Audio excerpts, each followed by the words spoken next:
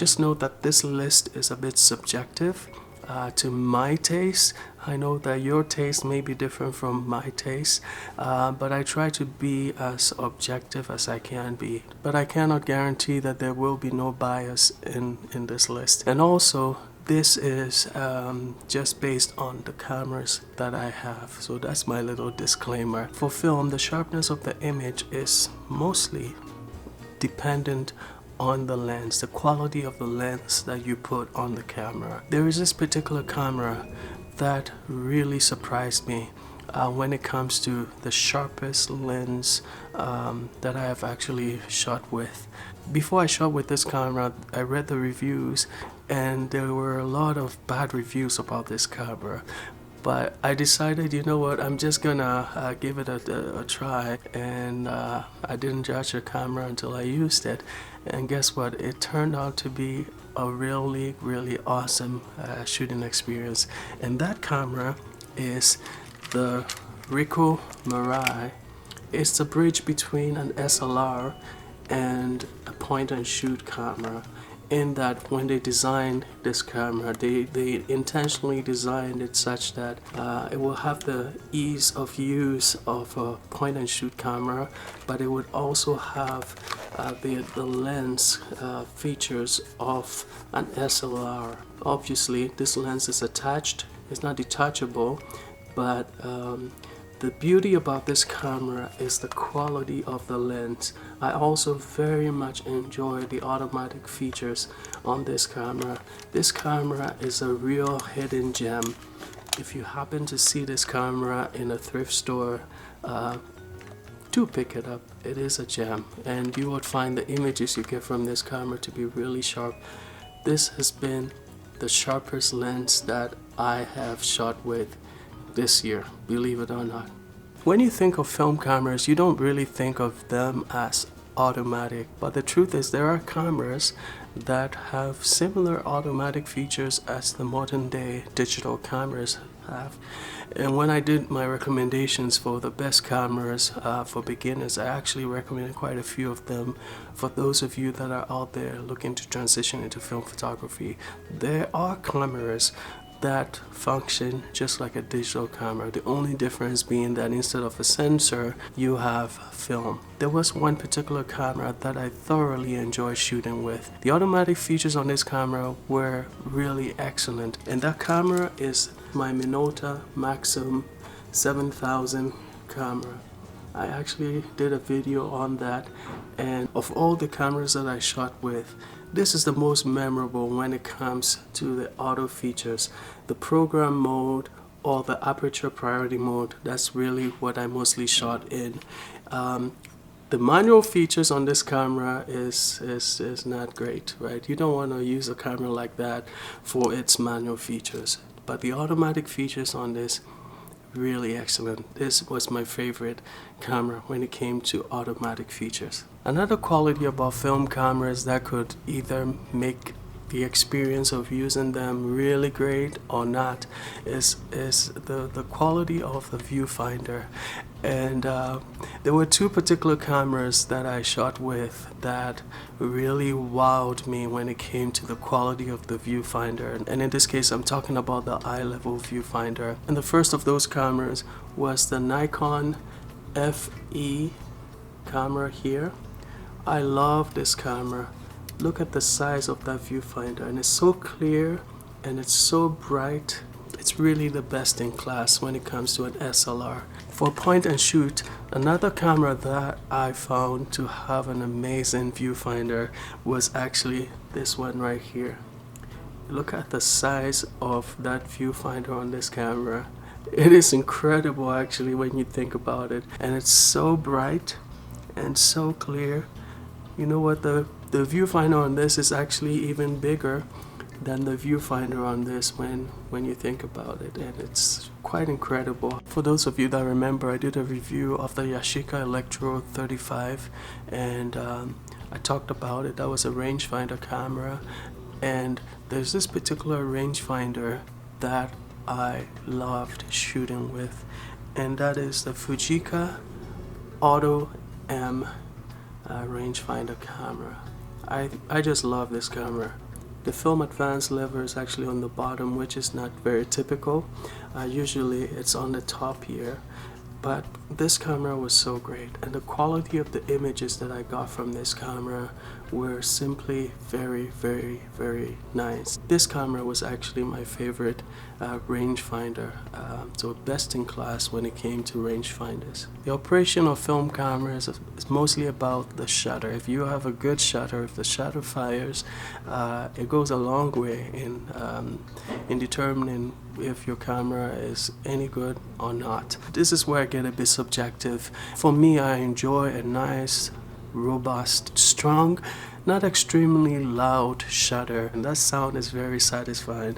And I would say that my favorite shutter operation for 2018 on any camera was one that I found on this camera right here. Just listen. You know, it's not too loud, it's not too quiet either.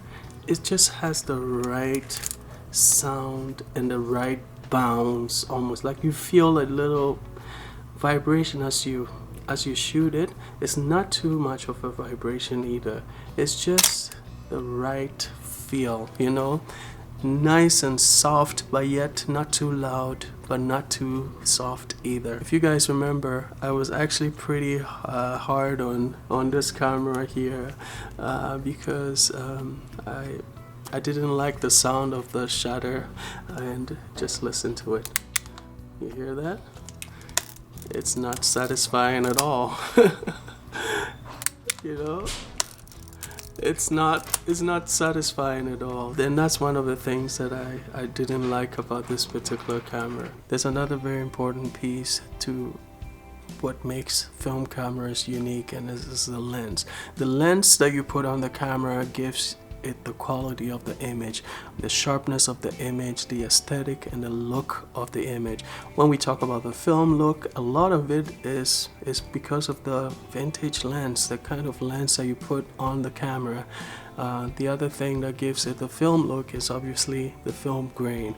There was this particular camera that I really found to have the best film look as far as film look is concerned. It has nothing to do with sharpness. Now, the best film look that I found on any camera that I shot with was actually the one that I got with the Minolta SRT 202 camera here, and it's fitted with a 50mm Rokkor lens, f1.4. This is the setup that I found to give me the most pleasing film look, the one that I found to be the most attractive. And if I were to recommend this to anyone that is looking for your typical film look, this is the setup that I would recommend, at least based on my experience. Now, the next category is the best overall look of the camera. I find myself drawn to almost like the industrial type cameras, the nice big blocky practical designs. That's just what I find to be very attractive, and to me that's very subjective as well. This is actually a camera that I got recently, and I've just fallen in love with the look of it. Take a look at this camera here, and that's the Nikomat, or the Nikomat. I love the look of this camera. So this is the overall, when it comes to the best look for an SLR 35mm. This one really does it for me. Look at that industrial design, just look at it, and it's very heavy duty, built like a tank. Love it. Now, overall performance and versatility goes to one camera that I have. It's the champion of versatility, and by that, what do I mean by that? It's that you can use this camera very, very effectively as an automatic camera, and you can also use it as a manual camera. It is really that awesome, and there is no other camera that beats this camera in my collection than this one here. This is the Canon EOS 650. I simply love this camera. When it comes to versatility, There's no other camera that outperforms this camera. When it's in the manual mode, you can focus manually with the focusing ring here. You could also zoom manually with this one right here, this ring right there. When it comes to the automatic features as well, simply lovely automatic features. Aperture priority mode, shutter priority mode. It's just really feature packed. When it comes to versatility, this camera is tops. Now, best lens plus body combination. Shooting with film, it's not just about the lens or the shutter. The body certainly has a lot to do with the experience, right?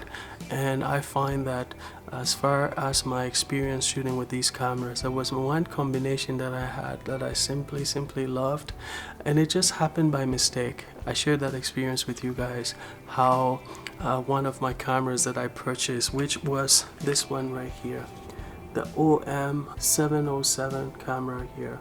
Now this camera came with the automatic lenses, and because there was an issue with the electronics, somehow it wasn't reading the automatic lenses properly, but it would only work properly with the old Olympus lenses, the OM lenses here. This is the manual type lens here.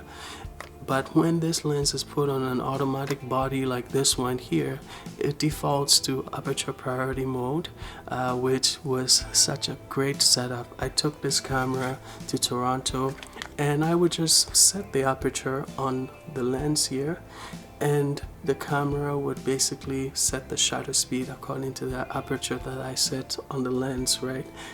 It was such a great setup. Now the next category is the most ergonomic design. Would go to this camera right here. It's more natural to put your hands to hold the camera and just do this rather than go like that, right? This is actually really, and it's such a nice design.